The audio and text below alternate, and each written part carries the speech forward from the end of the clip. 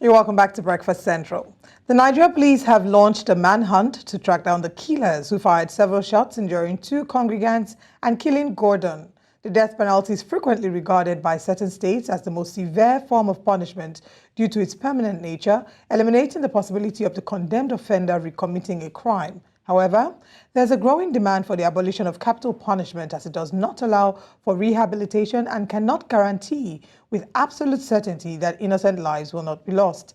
News Central's Emodi explores the contentious aspects surrounding this issue.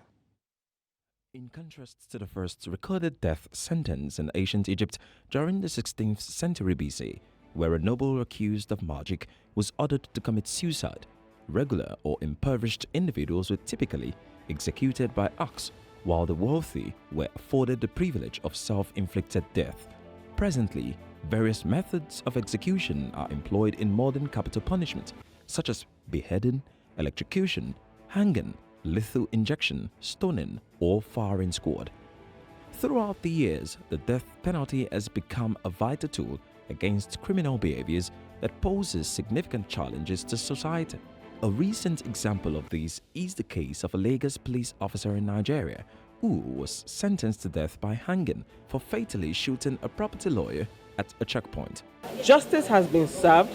While many refer to the judgment as justice served, thus capital punishment rarely guarantees 100% that innocent life will not be taken, or rather negates room for correction. Experience have shown that when an offense is made a capital punishment, the criminals, the offenders become brutal in order to eliminate evidence. Our research and other research that's been done has shown that it actually doesn't, in the long term, result in a decline in crime. Unfortunately, countries like Botswana and South Sudan still do execute people, and we will continue calling on them to abolish that practice and to respect the right to life. Also, a new critical study is required, since there is a widespread misconception that has caused African traditional religion, Christianity, and Islam to favor its preservation. Using the Sharia, especially in connection with the prescription of capital punishment, does not have the potential to spread evil, and that it is rather meant to protect us. In the law of Moses, the capital punishment was specified for a number of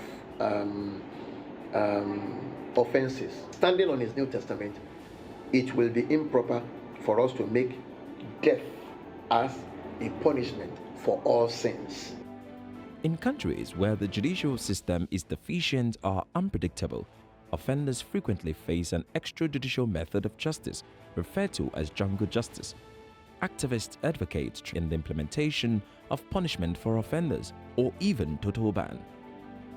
It appears like Nigeria currently has an unofficial moratorium on the death penalty, considering the fact that there have been no actual executions of inmates. Globally, death sentence is losing its relevance, it's losing its appeal. The prevailing attitudes towards capital offenses and punishment have been marked by a silent indifference and apathy. However, there is a glimmer of hope for human rights groups advocating the complete abolition of capital punishment, as some African countries are now considering partially or fully abolishing the death penalty. Emodi, reporting for News Central Lagos.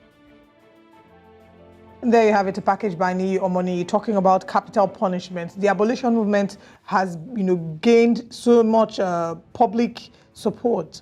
Amnesty International has said that there are over 3,000 people in death row, right? And what we've seen is by the time the judgment is given, pending execution of the judgment, they're there in death row. Yesterday we had a conversation with a guest who said that a number of governors, and I'm using Nigeria as a case study, that a number of governors do not have, because the governor has to sign off on the death judgment, on the judgment of, what am I calling now? Yeah, the judgment, yeah. Exactly, the sentence. Thank you very much, on the death sentence. So a number of governors are not willing to sign off on it because they don't want blood on their hands. So we see them for a long time in death row. So those who are arguing against capital punishment are arguing, one of the excuses, which kind of makes sense, is there is no room to to check again. We've seen cases, not just, around the world, we've seen cases where you would hear that someone has been in jail for 30 years and they just only found out that the person is innocent. Death has a certain finality to it that doesn't give you opportunity to probably revisit the case and find out that you erred on the side of the law. So it's that finality that's making a number of people advocate for it. Countries have moved to totally cancel death penalty. I think Zambia and I can't remember, there's this other country.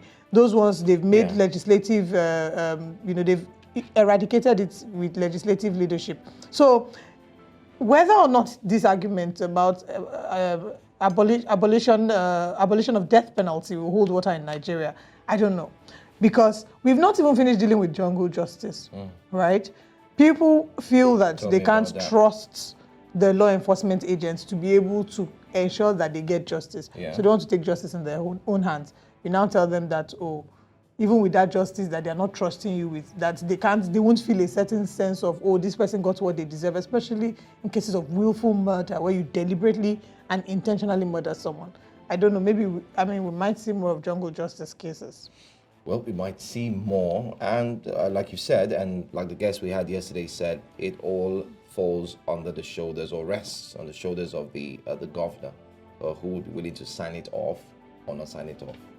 Because when he said that yesterday, I was thinking to myself, if I were governor, would I sign it off? Would you sign it off? I don't know. When I'm governor, I'll find out. There are some kind of cases though that you hear. Sometimes you're thinking, okay, yes, it's fair, but then there's some cases you hear and you're thinking, what this person did was very grave, and this person, anyway, I don't really know honestly how I feel about it, but it's an argument that has different reactions, those in support, those against. What side of the divide are you on? Do you think that we should abolish capital punishment? Let us know your thoughts on all social media platforms at News Central TV.